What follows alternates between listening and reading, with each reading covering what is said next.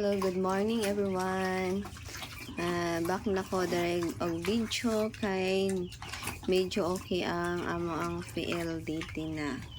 So guys, i-flex ko lang ni ang insay. Ngayon, ika 85 days na niya mula sa kanyang pagkabulog. Ay 86 days kay ang counting na ko pag-augma naman ko nag-count karon 85 na niya.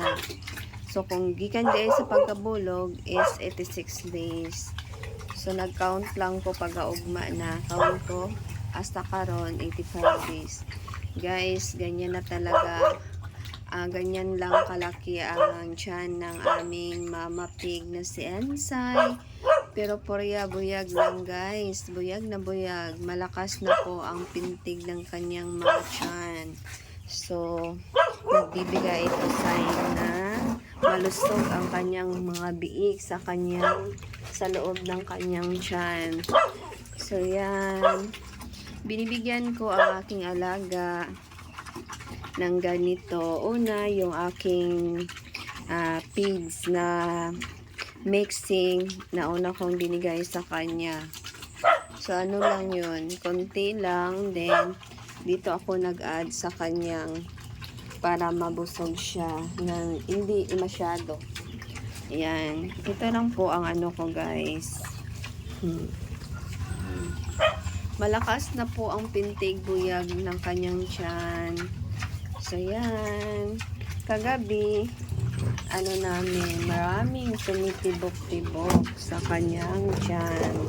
So, sign po yan na buyag.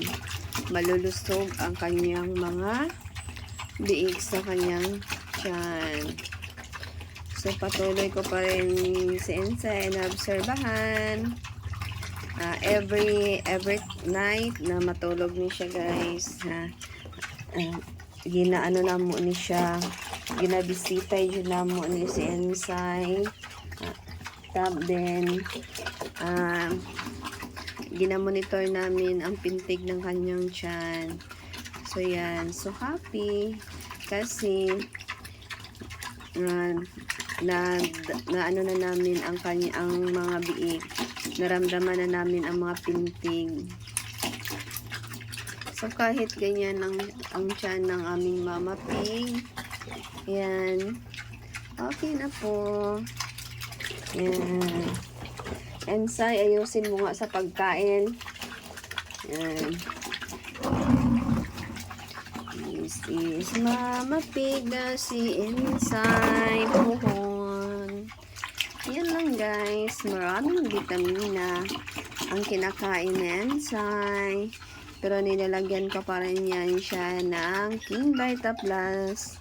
Kasi minsan, si Ensay, parang kung sa pang makibot sa Ilonggo, makurat sa Bisaya, man sa Tagalog man, karang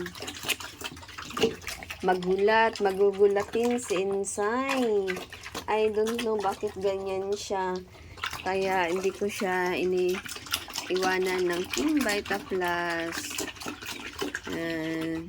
Flex ko lang to ang aking Ensay na mabait. Good morning everyone. Thank you for watching. Please like and share my video. Thank you guys. Be kind.